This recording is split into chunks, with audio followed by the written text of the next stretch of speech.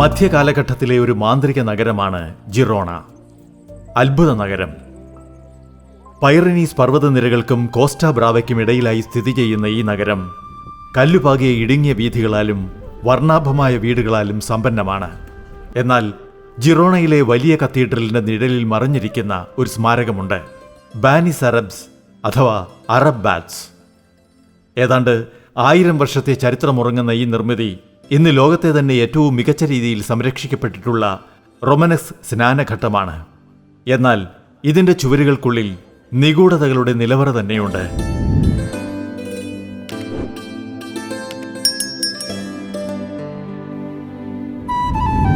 ലോകപ്രശസ്ത സീരിയലായ game of ത്രോൺസിലെ ബ്രാവോസ് നഗരം ചിത്രീകരിച്ചത് ഇവിടെയാണ്. ആര്യ സ്റ്റാർക്കും വെയ്ഫും തമ്മിലുള്ള ആവേശകരമായ പോരാട്ടം ഈ കരിങ്കൽ ഭിത്തികൾക്കുള്ളിലാണ് നടന്നത്.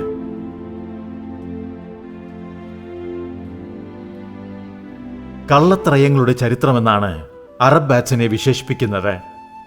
ഈ ചരിത്ര സ്മാരകത്തെക്കുറിച്ച് പറയുന്ന പല കാര്യങ്ങളും ചരിത്രപരമായി കള്ളങ്ങളാണ്. അറബ് ബാറ്റ്സ് എന്ന വിളിപ്പേര് തന്നെ കള്ളമാണ്.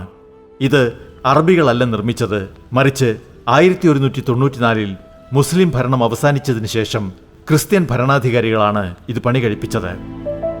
രണ്ടാമത്തെ കള്ളം ഇതിന്റെ അടിത്തറയെക്കുറിച്ചാണ്. പഴയ റോമൻ സ്നാനഘട്ടത്തിന് മുകളിലാണ് ഇത് പണിതതെന്ന് വിശ്വസിക്കപ്പെടുന്നുണ്ടെങ്കിലും യഥാർത്ഥത്തിൽ ഇത് 12ാം നൂറ്റാണ്ടിൽ പുതിയതായി നിർമ്മിച്ചതാണ്.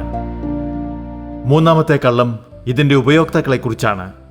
ക്രിസ്ത്യാനികൾക്കായി നിർമ്മിച്ചതാണെങ്കിലും മധ്യകാലഘട്ടത്തിൽ ഇവിടുത്തെ ജൂത സമൂഹം ഇത് അവരുടെ മിക്കു അഥവാ വിശുദ്ധ സ്നാനത്തിനായി ഉപയോഗിച്ചിരുന്നു.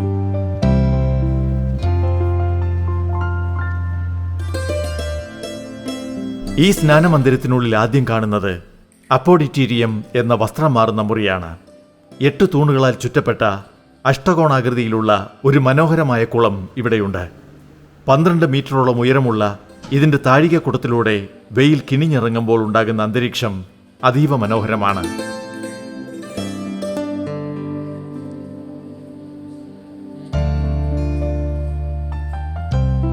അടുത്തത് ഫ്രിജഡേറിയം എന്ന തണുത്ത മുറി.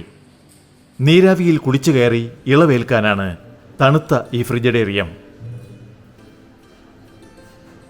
ടെപ്പിഡേറിയം ഇളം ചൂടുള്ള മുറിയാണ്.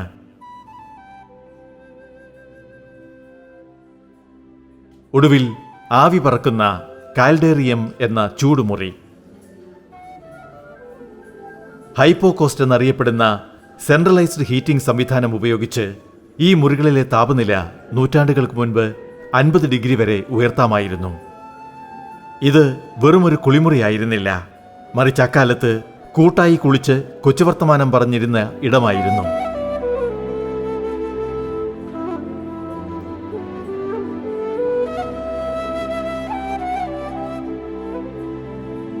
പതിനാറാം നൂറ്റാണ്ടിൽ ഈ സ്നാനഘട്ടം പ്രവർത്തനരഹിതമായി. പിന്നീട് 1618 കപ്പൂച്ചിയൻ കന്യാസ്ത്രീകളുടെ മഠത്തിന്റെ ഭാഗമായി ഇത് മാറി. അവർ ഈ പുരാതന സ്നാനഗ്രഹത്തെ ഒരലക്കുശാലയായാണ് ഉപയോഗിച്ചത്. 1929 ആർക്കിടെക്റ്റായ റാഫേൽ മാസു ഇതിന്റെ പ്രാധാന്യം മനസ്സിലാക്കുകയും തനത് രൂപത്തിൽ പുനരുദ്ധരിച്ച് സംരക്ഷിക്കുകയും ചെയ്തു.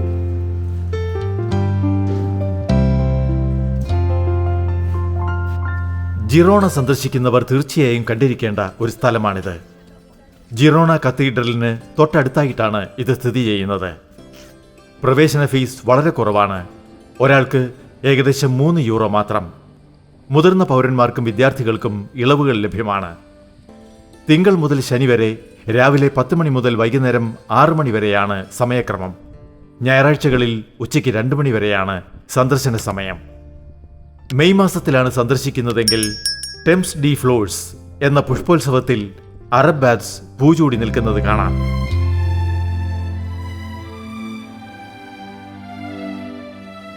ജിറോണയിലെ അറബ് ബാത്സ് കല്ലുകൾ കൊണ്ട് കെട്ടിപ്പടുത്ത ഒരു സ്നാനഗ്രഹം മാത്രമല്ല, മറിച്ച് സംസ്കാരങ്ങളുടെ സംഗമവേദി കൂടിയാണ്.